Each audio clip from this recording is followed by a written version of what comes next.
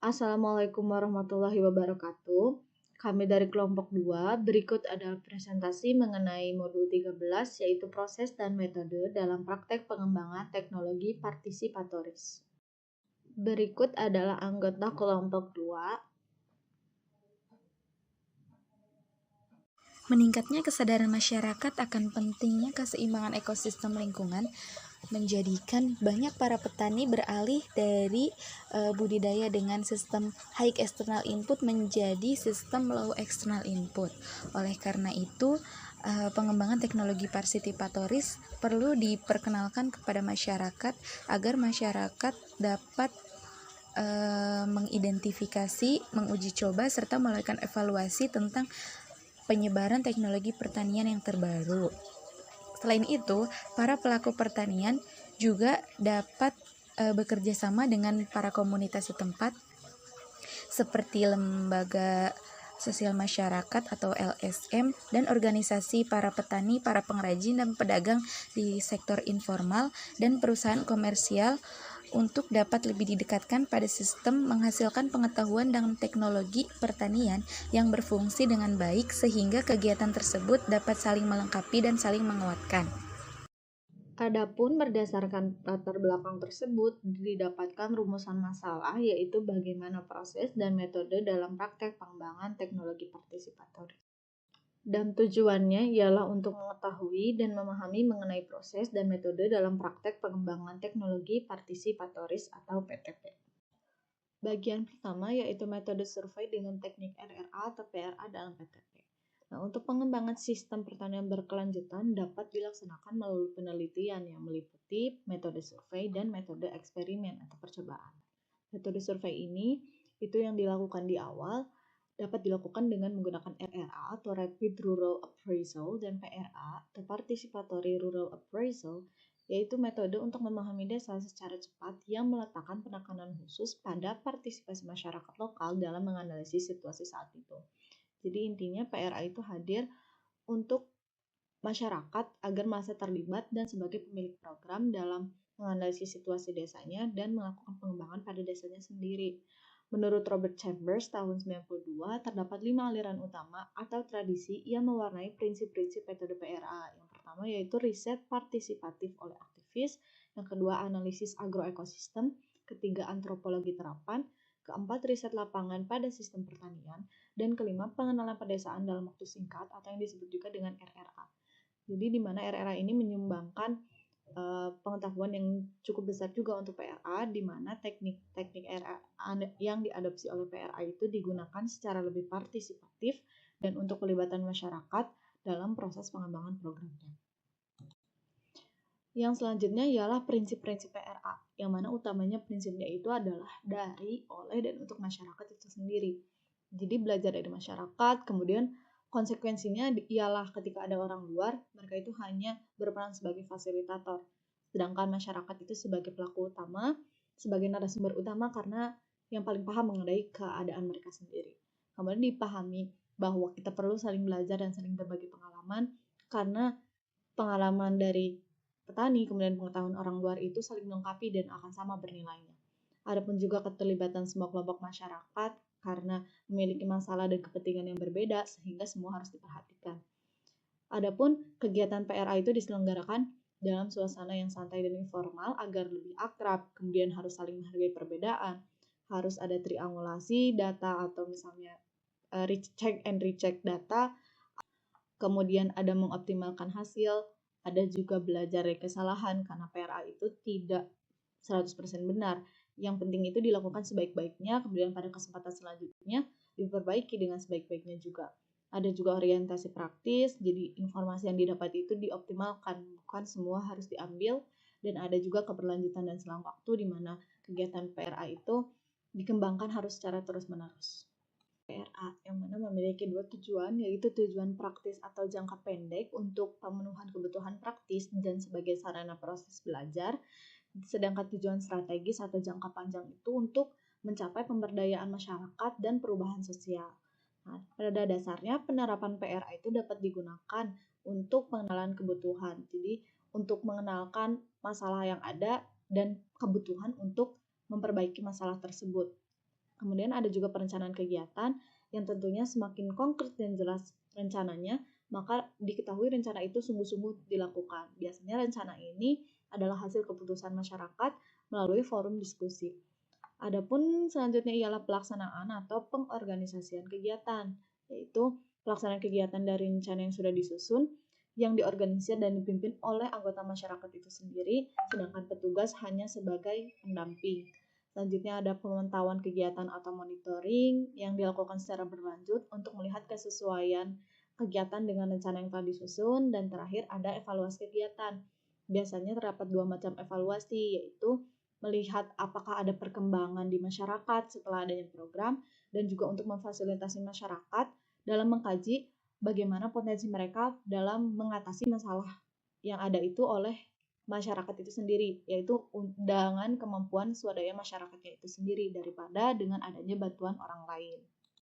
Dalam pengembangan teknologi partisipatoris, perlunya kegiatan yaitu membangun hubungan kerjasama melalui inventarisasi sumber daya organisasi dan penelusuran masyarakat.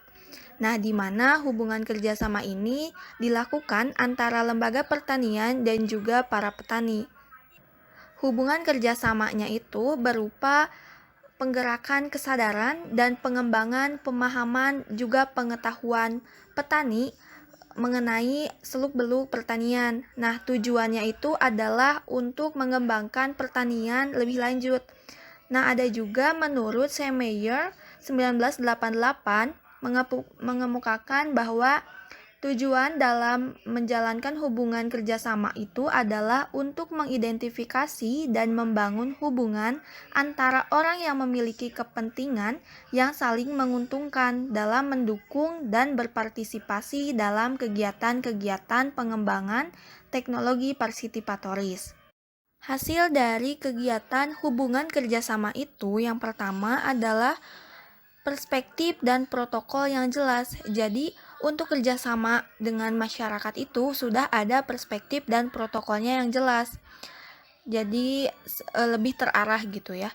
Kemudian yang kedua itu adalah pemahaman mendasar dari situasi sosiokultural dan agroekologis di desa yang dipilih. Jadi, petani lebih mempunyai pemahaman mendasar tentang kultural juga agroekologisnya. Yang ketiga itu adalah jaringan kerja inti yang terdiri dari orang, kelompok, organisasi. Jadi dapat memainkan suatu peranan tersendiri gitu. Masing-masing orangnya, masing-masing kelompoknya gitu. Nah, itu peranan tersebut bertujuan dalam memperkuat dan melanjutkan daya dukung eksperimental lokal.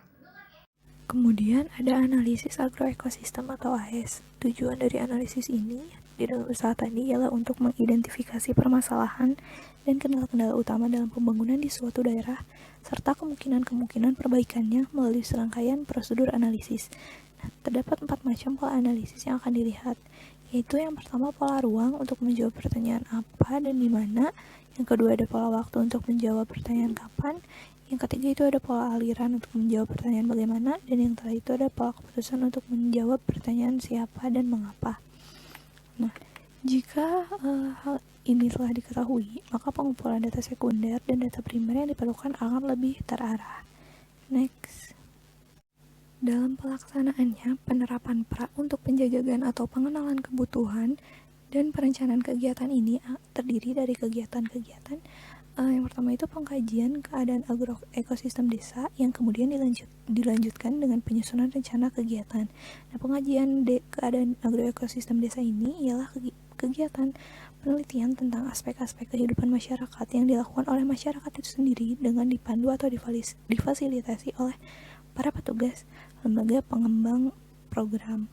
Nah, aspek-aspek kehidupan masyarakat yang diteliti atau dikaji bergantung kepada kebutuhan yang meliputi yang pertama itu perekonomian masyarakat seperti mata pencaharian baik pertanian maupun bukan pertanian, potensi sumber daya alam, dan lain sebagainya. Yang kedua itu ada kehidupan sosial budaya masyarakat seperti adat istiadat, agama, organisasi masyarakat, pendidikan, kesehatan, dan lain sebagainya. Nah, yang ketiga itu ada kehidupan politik seperti pandangan politik masyarakat dan sebagainya. Nah, hasil dari penelitian atau pengkajian ini Di antaranya ada sejumlah informasi tentang keadaan atau kondisi berbagai aspek kehidupan desa, sejumlah masalah atau kebutuhan yang diungkapkan oleh masyarakat sendiri, dan yang ketiga itu sejumlah potensi lokal yang bisa dimanfaatkan sebagai sumber daya pengembangan kegiatan masyarakat. Tujuan dari pengkajian keadaan agroekosistem desa ini ialah untuk memfasilitasi masyarakat untuk mengidentifikasi dan mengkaji masalah-masalah yang dirasakan mengganggu kesejahteraan hidup mereka, serta mengapa masalah-masalah itu terjadi. Nah, kajian ini diharapkan menjadi bahan untuk menyusun rencana kegiatan tingkat desa yang benar-benar akan menjawab kebutuhan nyata mereka. Next. Nah, berikut merupakan langkah-langkah pengkajian agroekosistem desa yang dapat dilihat dari tabel di sebelah kiri. Yang pertama itu ada persiapan pengkajian agroekosistem desa dengan pra, yang di dalamnya meliputi kunjungan persiapan dan sosialisasi atau pengakraban, penyelesaian prosedur dan perizinan, pembentukan tim pra atau tim pemandu, penyusunan desain pra atau rancangan pra, pembahasan desain dan perbaikan, dan yang terakhir persiapan praktis. Yang kedua itu ada pelaksanaan pengkajian agroekosistem desa dengan pra, yang di dalamnya meliputi kedatangan tim pra ke lokasi, pembahasan kembali maksud dan tujuan, peleburan atau sosialisasi ulang, dan pengumpulan informasi. Nah, alat-alat untuk melakukan kajian atau analisis agroekosistem desa disebut teknik-teknik pra, yang terdapat paling tidak 12 teknik pra yang dapat digunakan sebagai alat analisis keadaan agroekosistem desa. Nah, teknik-teknik pra tersebut dapat dilihat dari tabel yang ada di sebelah kanan, yang diantaranya contohnya ada teknik penelusuran sejarah desa yang cirinya itu waktu dan penjelasan dan lain sebagainya. Next. Berikut ada contoh transek yang tertera pada gambar yang sebelah kiri, yaitu transek agroekosistem di lokasi penelitian sistem usaha tani di Desa Naibonat, Camplong 1 dan Camplong 2, Kupang. Dapat dilihat bahwa contohnya itu ada pola penggunaan lahan dominan. Misalnya di Naibonat itu untuk ketinggian 100 mdpl, pola penggunaan lahannya itu pemukiman, pekarangan, gawang, lontar, dan sebagainya. Di Camplong 1 yang dengan ketinggian 100 sampai 250 meter, ada pola penggunaan lahan dominannya itu ada pemukiman, padang pengembalaan, dan pekarangan. Dan yang di Camplong 2 itu pola penggunaannya itu padang rumput dan lahan hutan dengan ketinggian 300 mdpl. Kemudian ada contoh matriks ranking jenis lahan yang tertera di gambar sebelah kanan itu. Contohnya itu ada di lahan Papua Nugini. Dapat dilihat bahwa misalnya polem itu kunci nama lokalnya, misalnya polem kebun pada lahan alufil atau rawa terigasi, nilai kesuburannya itu 1 yang artinya sangat baik, lerengnya 2 yang artinya cukup baik, dan vegetasi mudah dibersihkan itu baik, dan lain sebagainya. Next. Langkah-langkah yang dilakukan dalam penyusunan rencana kegiatan, diantaranya yang pertama ada persiapan dengan menyusun waktu dan tempat pertemuan. Yang kedua itu ada pembukaan pertemuan dengan penyampaian ulang tujuan. Yang ketiga itu penyampaian informasi temuan. Keempat itu ada penyajian masalah-masalah potensi hasil temuan. Kemudian ada pengorganisasian masalah. Kemudian ada penyusunan bagian prioritas masalah dan dilakukan pembahasan alternatif kegiatan. Kemudian dilakukan penyusunan rencana kegiatan dan dilakukan evaluasi penerapan pra. Dan yang terakhir itu membuat laporan penerapan pra. Nah, catatan sendiri bagi mahasiswa, hal ini yang merupakan setiap hasil survei itu harus dikonsultasikan dengan dosen. Nah, adapun manfaat dari penyusunan rencana kegiatan ini ada 2, yaitu bagi masyarakat dan bagi orang luar. Bagi masyarakat sendiri, diskusi ini akan menjadi proses belajar mereka untuk membuat kegiatan bersama, baik itu di tingkat kelompok, tingkat dusun, dan desa. Nah, kegiatan yang disusun itu akan menimbulkan perasaan kebersamaan karena dilakukan secara kelompok. Juga akan menimbulkan perasaan tanggung jawab karena mengutamakan potensi dan sumber daya lokal. Nah, bagi orang luar sendiri, manfaatnya itu hasil diskusi ini merupakan dasar dari pengembangan program yang berdasarkan aspirasi masyarakat, sehingga bisa disusun perencanaan yang tepat guna serta dasar-dasar pemantauan dan evaluasi kegiatan yang sesuai. Selain itu, rencana ini juga berguna sebagai dasar pertimbangan bagi pihak, lembaga program, dan lembaga penyokong dana dalam menentukan bantuan tambahan yang akan diberikan berdasarkan prioritas kebutuhan masyarakat desa. Next. Teknik PRA yang dilakukan ada 4. 1. Penelusuran alur sejarah lokal. 2. Bagan kecenderungan dan perubahan. 3. Kalender musim. 4. Pemetaan. Untuk penelusuran alur sejarah lokal, bertujuan untuk mengetahui sekaligus mengenali topik-topik penting yang terjadi di masyarakat pada masa lalu, sehingga dapat membantu memahami kondisi masyarakat di era sekarang. Selain itu, manfaat mengetahui penelusuran alur sejarah lokal ini, mengetahui perubahan-perubahan yang terjadi, masalah yang ada, dan cara masyarakat itu menyelesaikannya. Kedua, mengetahui hubungan sebab akibat antara berbagai kejadian dalam sejarah kehidupan masyarakat. Untuk bagan kecenderungan dan perubahan bertujuan untuk mengenali berbagai perubahan yang terjadi dalam berbagai bidang kehidupan dalam jangka waktu tertentu, baik di masa lampau maupun masa kini, ataupun di masa yang akan datang, serta dapat melihat apa hubungannya antara perubahan-perubahan yang terjadi. Kalender musim merupakan teknik atau media yang baik untuk petani dalam melakukan pengkajian tentang keadaan usaha tani. Selain itu juga, kalender musim dapat memberikan informasi secara lebih mendalam dengan berpatokan pada jangka waktu tertentu. Pemetaan merupakan teknik PRA yang kegiatannya untuk pembuatan peta tingkat desa yang menggambarkan atau melukiskan keadaan wilayah tersebut dengan bertujuan bersama masyarakat dapat mengenali keadaan desa dan masyarakatnya. Selain itu juga dapat mengenali tata batas suatu wilayah tertentu dalam suatu kawasan.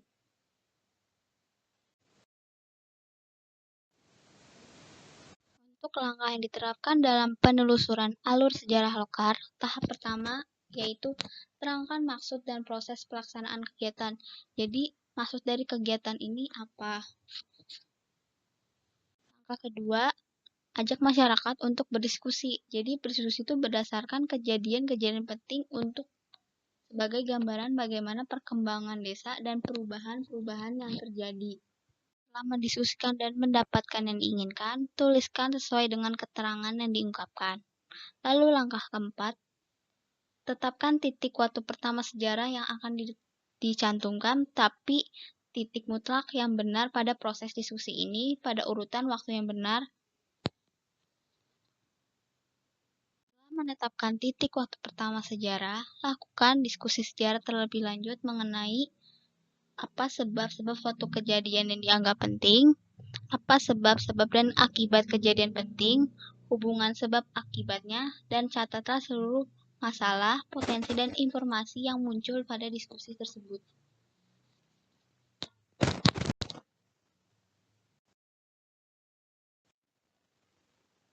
Seperti yang diketahui, tujuan dari bagan penelusuran dan bagan kecenderungan dan perubahan ini untuk mengenali berbagai perubahan yang terjadi dalam berbagai bidang kehidupan pada jangka waktu tertentu dan memiliki manfaat ketika menggunakan teknik B.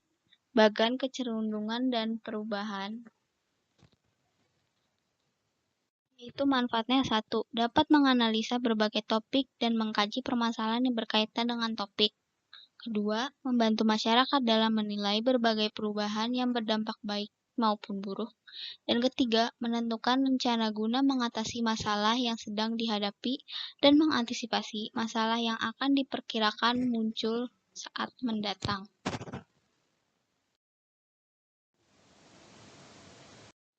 Kalender musim dapat memberikan informasi secara lebih mendalam dengan berpatokan pada jangka waktu tertentu. Untuk langkah penerapannya, sama seperti hal dalam penelusuran alur sejarah lokal, tahap pertama kita terangkan maksud dan proses pelaksanaan kegiatan yang akan dilakukan. Lalu, ajak masyarakat untuk diskusi secara umum untuk mengetahui gimana gambarannya. Setelah tercukupi tergambaran, sepakati bersama beserta bagaimana kegiatan yang akan dilakukan, keadaan serta simbol yang akan digunakan pada kalender musim. Dalam pembuatan kalender, di atas kertas besar yang ditempelkan di dinding dengan mencantumkan kolom ke-12 bulan 12 bulan serta topik informasi. Lalu, jangan lupa cantumkan di sudut kertas simbol-simbol dan beserta arti untuk memberikan penjelasan lebih di kalender musim tersebut. Lalu, lakukan analisis. Analisis yang dilakukan menjelaskan hubungan sebab akibat dari masalah yang ada terhadap keadaan-keadaan di daerah tersebut. Setelah mendapatkan itu semua, catatlah seluruh masalah, potensi, dan informasi yang muncul.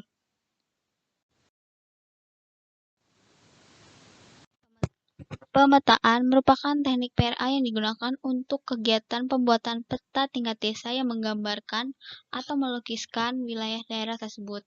Jadi manfaat mengetahui kegiatan pemetaan ini atau melakukan kegiatan pemetaan ini: 1. Dapat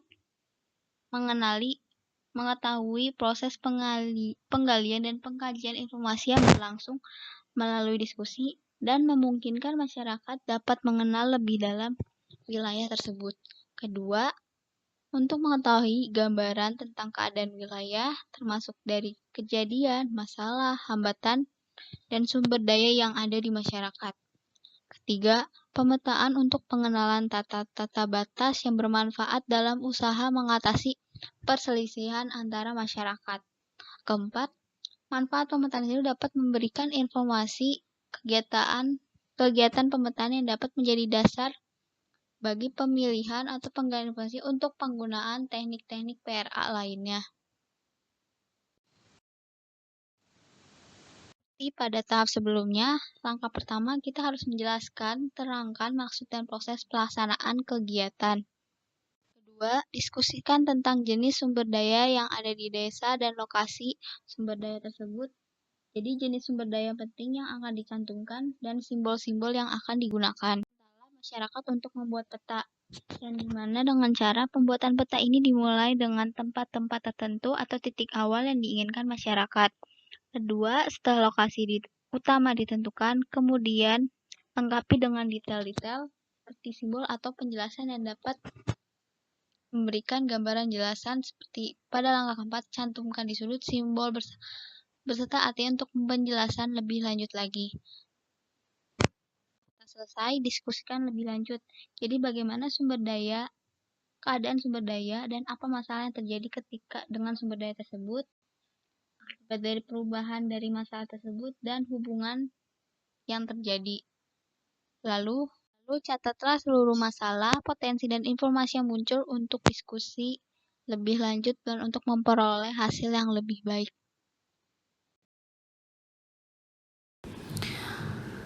Kemudian ada teknik penelusuran lokasi atau transek, yaitu teknik PRA yang digunakan untuk memfasilitasi kegiatan penggalian informasi melalui pengamatan langsung ke lapangan. Dengan cara berjalan menelusuri wilayah desa mengikuti suatu lintasan tertentu yang disepakati. Hasil pengamatan selama penelusuran lokasi dituangkan ke dalam bagan atau gambar irisan muka bumi. Tujuan penggunaan teknik penelusuran lokasi ini adalah untuk menggali informasi yang lebih dalam dan rinci tentang masalah dan potensi di suatu wilayah. Karena itu, biasanya teknik penelusuran lokasi dipakai untuk tujuan-tujuan khusus. Kemudian ada teknik pembuatan sketsa kebun atau tipe agroekosistem lainnya. Teknik ini merupakan teknik PRA yang memfasilitasi kegiatan penggalian informasi melalui penggambaran keadaan kebun pada lokasi-lokasi tertentu dan mencakup berbagai aspek yang berkaitan dengan kegiatan pengelolaan lahan. Teknik ini bertujuan untuk mendapatkan gambaran yang lebih terinci mengenai keadaan kebun dan pengelolaan lahan berdasarkan informasi yang bersifat fisik dan non-fisik yang teramati selama kegiatan diskusi di lokasi. Kemudian ada teknik pembuatan bagan hubungan kelembagaan PBHK atau diagram Venn, merupakan teknik PRA yang digunakan untuk memfasilitasi kegiatan menggali hubungan kelembagaan. baik hubungan antara masyarakat dengan lembaga-lembaga tersebut maupun dengan pihak-pihak tertentu yang mempengaruhi kehidupan masyarakat. Tujuan penggalian informasi tentang kelembagaan adalah untuk mengenal lebih jauh keberadaan, manfaat, dan peran berbagai lembaga di desa, baik lembaga lokal maupun lembaga pemerintah dan non-pemerintah dari luar. Kemudian ada teknik analisa mata pencaharian, yaitu teknik pra yang digunakan untuk memfasilitasi kegiatan diskusi untuk mengenali dan menganalisa keadaan kehidupan masyarakat dari aspek mata pencahariannya. Dengan teknik ini, kita dapat mengetahui komposisi jenis-jenis mata pencaharian, pola pembagian kerja, tingkat penghasilan, dan pengeluaran masyarakat. Mengetahui kekuatan atau potensi ragam permasalahan dan keadaan pada saat ini dari sejumlah pekerjaan yang dilakukan oleh anggota masyarakat seperti aspek pasar dan pemasarannya, ketersediaan bahan baku, teknologi, serta tenaga kerjanya. Kemudian ada teknik wawancara semi terstruktur. Di dalam teknik ini merupakan alat penggalian informasi berupa tanya jawab yang sistematis tentang pokok-pokok tertentu. Tujuan wawancara adalah untuk menggali berbagai informasi tentang keadaan sosial ekonomi dan berbagai segi bersama warga suatu rumah tangga untuk mendapatkan suatu pengertian yang luas tentang keadaan berbagai rumah tangga. Kemudian ada teknik bagan arus masuk dan keluar. Salah satu prinsip pra adalah pendekatan yang holistik, artinya dalam memahami suatu keadaan, khususnya situasi desa di mana kita tinggal dan bekerja, kita harus berusaha untuk melihat keseluruhan masalah dan janganlah kita hanya melihat sebagian saja. Teknik pembuatan bagan arus masukan dan keluaran di dalam kegiatan pra adalah alat untuk menggali informasi mengenai sistem-sistem yang ada di masyarakat. Tujuan utama kegiatan PBAMK ini adalah untuk memahami sistem yang digambar itu secara keseluruhan.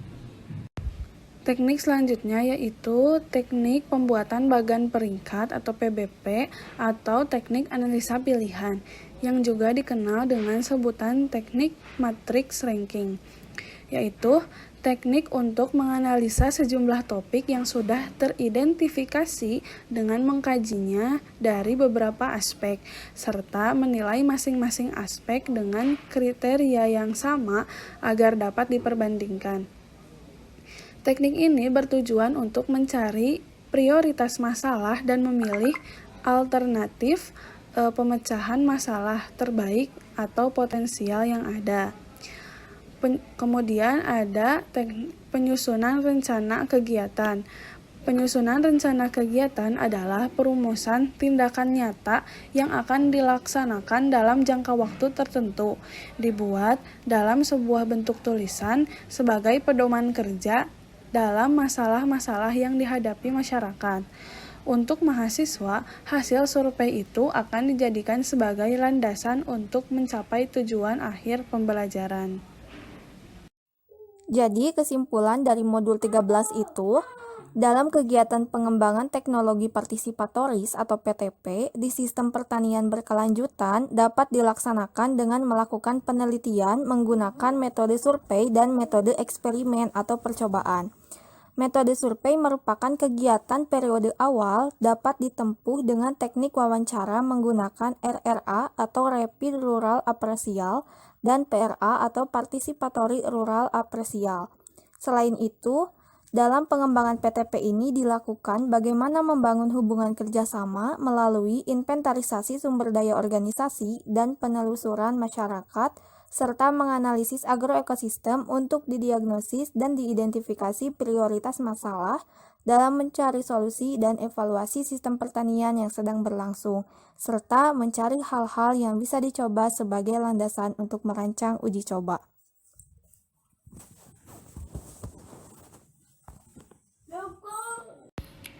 Studi kasus yang kami ambil yaitu tentang peluang inovasi teknologi pengembangan usaha pertanian di Desa Bunutan melalui pendekatan PRA yang disusun oleh Imade Londra dan Putu Sutami dari Balai Pengkajian Teknologi Pertanian BPTP Bali. Pembangunan pertanian selama ini telah menunjukkan kinerja yang cukup baik. Namun di balik keberhasilan ini, kewajiban untuk tetap mempertahankan kecukupan pangan tersebut tetap harus dilakukan oleh segenap lapisan masyarakat tani. Selama ini, program pembangunan masyarakat lebih banyak direncanakan oleh lembaga penyelenggara program tanpa melibatkan warga masyarakat sasaran secara langsung. Program yang biasanya bersifat diturunkan dari pemimpin lembaga kepada pelaksana dan masyarakat. Program yang bersifat top-down ini sering mengalami ketidakcocokan antara peneliti atau pemrakarsa dan pelaksana program. Penelitian yang terlalu akademis biasanya terlampau dipengaruhi oleh wawasan pikiran dan pandangan penelitinya sendiri, sehingga nilai terapannya pun sangat kurang, sehingga dengan sendirinya program yang disusun tidak menyentuh kebutuhan masyarakat.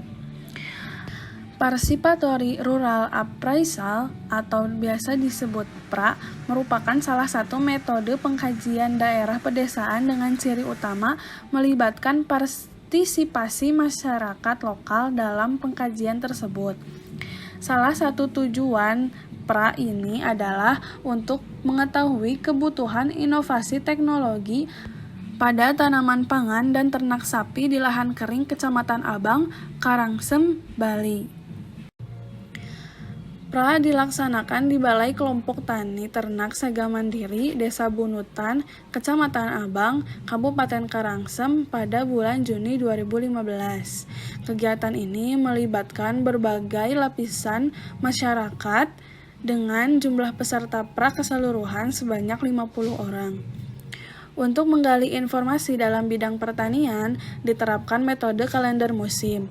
Kalender musim adalah bagan atau diagram yang memperlihatkan kegiatan-kegiatan dan keadaan usaha pertanian, yaitu perkebunan, peternakan, atau lainnya, yang terjadi secara berulang-ulang dalam kurun waktu tertentu, misalnya musiman atau tahunan, di desa dalam suatu wilayah atau kawasan. Tujuan membuat kalender musiman adalah untuk mengetahui kondisi, kegiatan, dan peristiwa usaha tani yang terjadi dalam kurun waktu tertentu.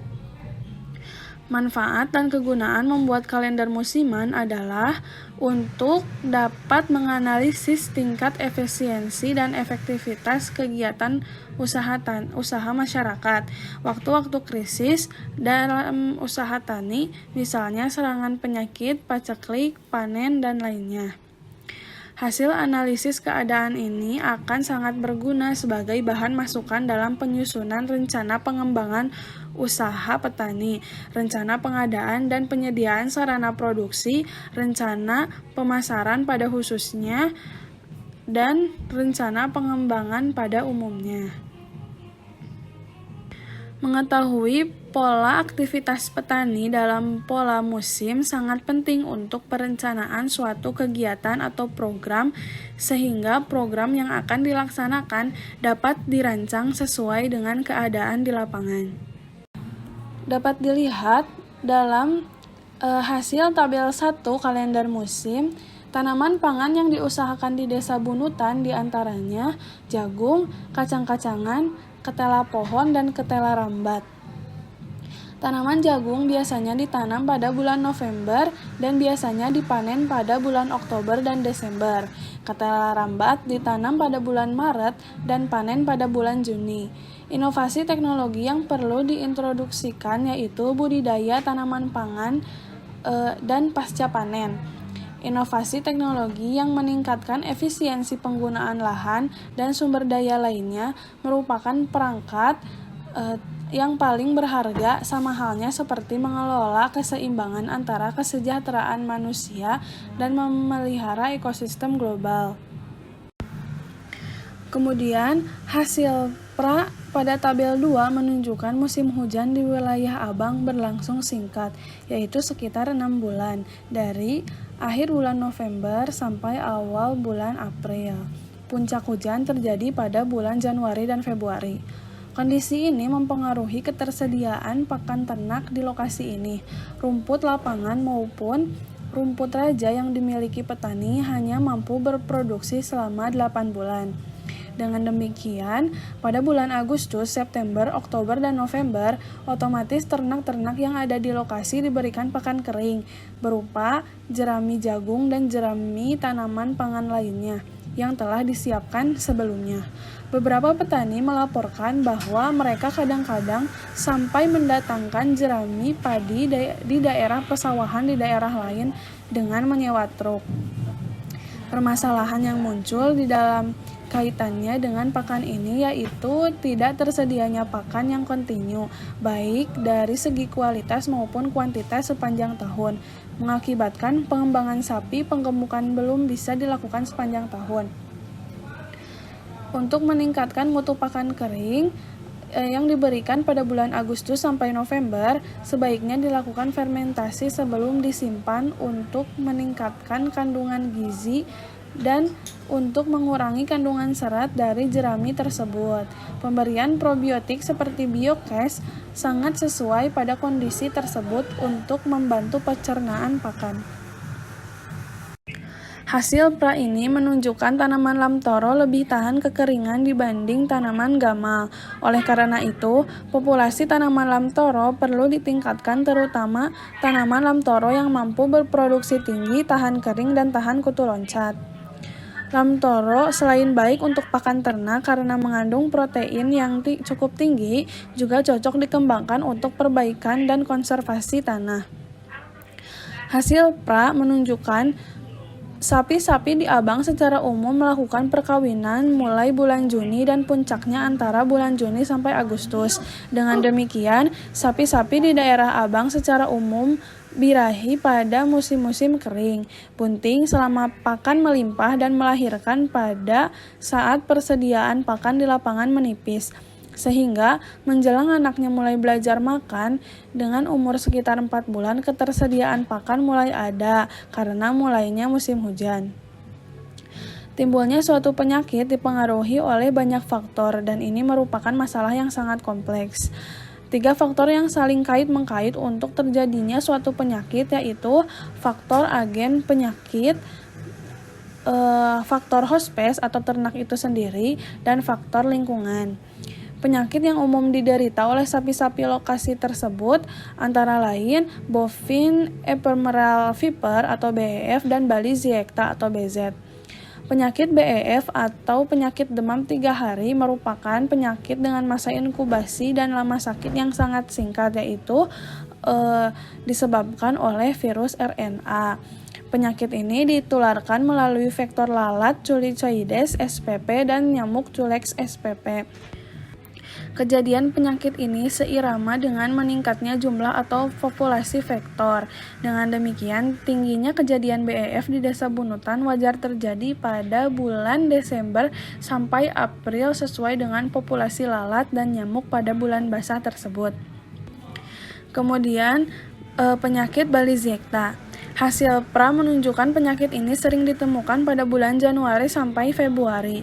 Penyakit ini diduga disebabkan oleh termakannya tanaman atau hijauan yang mengandung lantadin yang umumnya terkandung pada tanaman lantana camara atau di Bali sering disebut tanaman krasi. Sapi yang terserang biasanya mengalami perlukaan atau erosi di beberapa bagian tubuh yang umumnya bersifat simetris, namun pada umumnya tidak menyebabkan kematian, bahkan terkadang dapat sembuh dengan sendirinya. Oleh karena itu, pelatihan tentang tanaman-tanaman yang tidak baik diberikan untuk ternak perlu dilakukan kepada peternak melalui sekolah lapangan. Dengan demikian, kesimpulannya, musim hujan di daerah Abang berlangsung selama 6 bulan, yaitu dari akhir bulan November sampai awal bulan April tahun berikutnya, dengan puncak hujan di bulan Januari dan Februari. Musim hujan ini mempengaruhi pola tanaman pangan dan ketersediaan pakan ternak. Selanjutnya, ketersediaan pakan ini mempengaruhi pola produksi sapi-sapi di Abang. Memperhatikan permasalahan tersebut, pakan merupakan permasalahan kunci sehingga perlu pelaksanaan kegiatan penyediaan pakan ternak melalui penanaman HMT tahan kering dan pengawetan limbah tanaman pangan atau palawija melalui model integrasi. Selain itu, perbaikan sarana pendukung lainnya seperti tempat penyimpanan pakan, perkandangan, dan lainnya perlu dilakukan.